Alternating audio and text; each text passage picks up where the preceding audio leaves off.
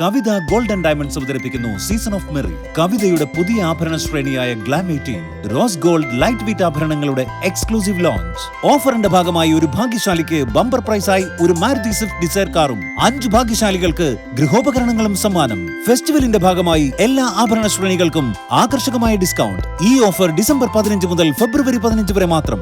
Kavitha gold and diamonds. Ottapalam നഗരസഭ traffic regulatory യോഗം ചേർന്നു.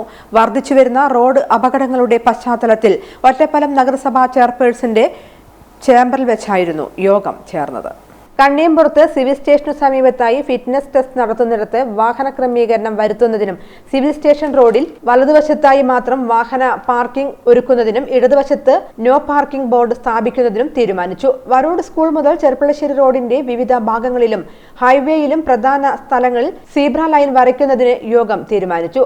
സ്റ്റേറ്റ് ഹൈവേയിൽ അപകട മേഖലകളിൽ 3 സ്ഥലങ്ങളിലായി സ്പീഡ് ബ്രേക്കറുകൾ സ്ഥാപിക്കാനും തീരുമാനമായി. നഗരത്തിൽ ഹെവി വാഹനങ്ങൾ ചരക്ക് കയറ്റിക്കൊണ്ടുപോകുന്നതിനായി സമയക്രമീകരണം 8 മണി മുതൽ 11 മണി വരെയും 3:30 മണി മുതൽ 7 മണി വരെയും ഒഴിവാക്കണമെന്ന് നിർദ്ദേശിച്ചു.